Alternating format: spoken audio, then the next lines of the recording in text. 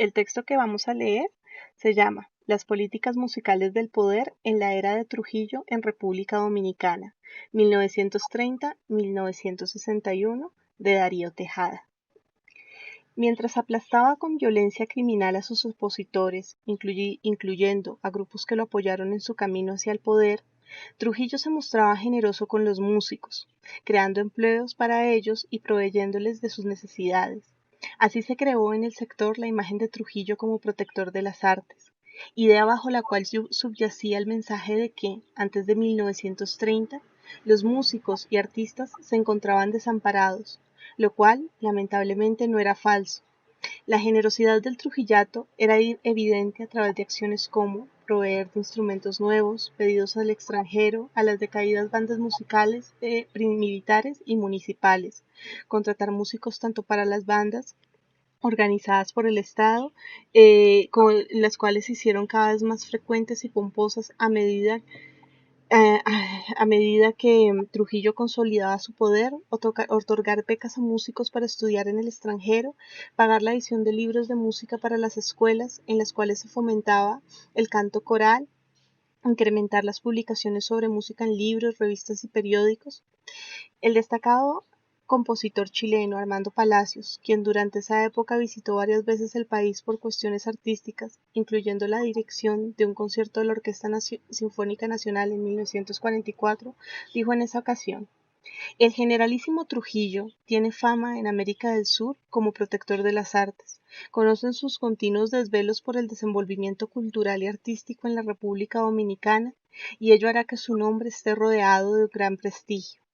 Por su política proteccionista y de fomento artístico, Trujillo aparecía como un gran mecenas de la música, a tal punto que en 1944 se estableció el 22 de noviembre de cada año celebración de Santa Cecilia como Día del Músico, decreto de 1817. Una década después de llegar al poder, ya consolidado su dominio, el Trujillato emprendió acciones importantes en la esfera musical y sonora, por lo cual la historia del campo musical en República Dominicana puede dividirse en un antes y un después de los años 40. La actividad musical estaba adscrita al aparato de instrucción pública, en el cual se había creado una pequeña rama de bellas artes antes de 1930. En 1934 ya existía la Secretaría de Instrucción Pública y Bellas Artes, pero no fue sino hasta 1940 cuando se creó la Dirección General de Bellas Artes, Ley número 11 de 19 de julio de 1940. A estas fueron adscritas las nuevas instituciones musicales públicas creadas a partir de ese año: el Conservatorio Nacional de Música, la Orquesta Sinfónica Nacional, la Escuela Elemental de Música, el Coro Nacional y una sección de folclore. A estas instancias, al gobierno central se sumaban las municipalidades, que atendían las academias y bandas de música locales encargadas de retretas en los parques, y las instancias militares y policiales, a las cuales pertenecían las bandas de música militares. Agreguemos a estas instituciones los planes, programas y acciones derivados de su accionar, que fueron muy intensos en los años del Trujillato, intensidad que no ha sido superada posteriormente. Con tales acciones, el Trujillato se presentaba como el gran modernizador de la música, y curiosamente lo fue, ya que su imaginario tutelar estaba dirigido precisamente a ese conducir al sector musical hacia la modernización como parte de su ideario civilizatorio capitalista. En 1942 se fundó La Voz del Yuna. A partir de entonces, la escena de la música popular, de carácter comercial y dirigida al consumo masivo, fue vinculada al aparato comunicacional y propagandístico trujillista, a través de los principales dispositivos de difusión y circulación masiva de música, apoyados por el Estado, pero privatizados por personas cercanas al trujillismo. El mejor ejemplo fue el circuito radial de La Voz del Yuna, renombrado como La Voz Dominicana cuando se incluyó la televisión, que fue un verdadero emporio en manos de la familia Trujillo. Con subsidio estatal, La Voz Dominicana se convirtió en el más formidable instrumento radiodifusor y televisor del Gran Caribe. Su planta física incluyó el circuito radial, integrado por 3 unidades retransmisoras, una planta de televisión, la tercera en el mundo en 1952, varios estudios de grabación, un radioteatro al aire libre, una concha acústica y un club nocturno. Su estructura incorporó en diversos momentos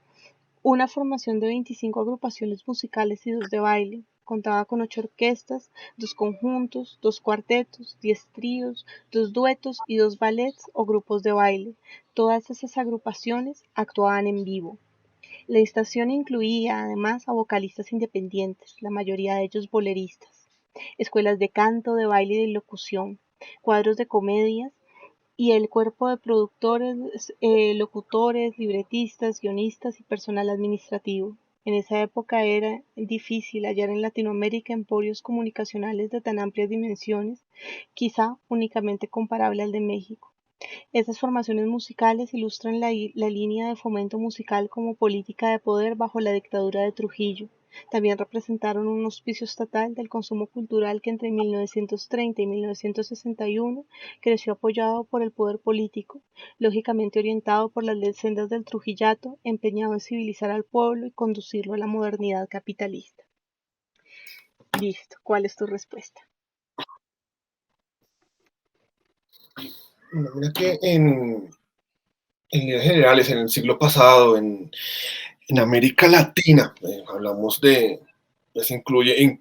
pues hablamos desde México hasta la punta de Argentina, vivimos muchas dictaduras en todos los países, ¿no? Hablamos de México, dictaduras en México, hablamos de dictaduras en Chile, en Argentina, en Colombia, pues bueno, hablamos de no tanto del término dictadura, pero sí de otros males políticos y militares, y pues de todo lo que sea el Caribe, República Dominicana y demás, no son indiferentes a esa ola cultural o a esa ola política que había en el siglo pasado. Y normalmente, cuando se trata de una dictadura, la dictadura tiende a favorecer o a promocionar temas políticos principalmente, ideologías políticas y religiosas. Generalmente el arte es perseguido, el arte es censurado en sus diferentes expresiones, no solamente el tema musical, sino en un tema cinematográfico, en un tema de una publicación de un libro, en un tema de una obra de teatro, porque el arte siempre suele ser como el primer elemento de protesta social ante esa dictadura, ante ese gobierno, ante esa imposición y esa persecución. Los artistas generalmente son perseguidos a raíz de estas dictaduras políticas. Entonces resulta bastante atrapante, bastante interesante encontrar una dictadura en República Dominicana que en lugar de perseguir, en lugar de condenar y en lugar de imponer un pensamiento y una cultura, se encargue de promover todos los diferentes aspectos justamente del arte. Ay, siempre, o bueno, me comentabas que desde antes de la llegada de Trujillo al poder, ya habían elementos y ya habían instituciones que promovían los artistas, que promovían la cultura, que apoyaban y brindaban estudios, becas, que permitían, no sé, grabar una obra, que permitían promover, pero la gente, como casi siempre, desconoce y no tiene acceso o el conocimiento de los beneficios que puede obtener, tanto de las instituciones como del propio gobierno. Entonces, que la llegada de Trujillo implementara o promocionara todo eso, es lo que termina haciendo que República Dominicana sea una potencia musical en América Latina, porque República Dominicana lo es, porque en Centroamérica y el Caribe, cuando tú hablas de música actualmente, hoy febrero de 2021, tú dices, bueno, en América Latina el centro o el punto máximo de la música lo tenemos en México. En México llegan todos los artistas de diferentes países, llegan de diferentes países y de diferentes continentes. Hay artistas que no vamos a poder ver en otros países, pero sí vamos a encontrar en México. Y que pequeños artistas que van naciendo de todas las partes de América Latina tienden a proyectarse y ir a vivir, ir a grabar, ir a promocionar en México. Pero aparte de, pues, de que México sea ese punto de reunión de toda la música en América Latina, tenemos una serie de identidades en otros países que no se han perdido a pesar de ese poder que tiene México. Si hablamos en Argentina, uno piensa, si te dicen música argentina, automáticamente piensas en tango. Si te dicen música del Caribe, pues para irnos a la otra esquina, piensas justamente en un tema más bailable, en un tema más de, de fiesta, de rumba, y todo eso surge a raíz de la música de República Dominicana. Entonces me parece súper, súper interesante, sobre todo de pronto por la tendencia que tiene respecto al resto de América Latina y respecto al resto de comportamientos y de dictaduras. Si puedo hacer una referencia muy, muy reciente de algo similar con este tema, eh, hace poco vi un documental en Netflix que hablaba de la historia musical, pero digamos que más que todo del rock en América Latina, y justamente resaltaba que uno de los problemas del rock era justamente esa persecución que sufrió en todos los países por todas las dictaduras que hubo entre el 70 y comienzos de los 90. Por eso también reafirmo que lo de Trujillo no va en contravía, pero sí va en un sentido totalmente distinto al resto de las dictaduras. Y eso me encanta. Mencionabas que él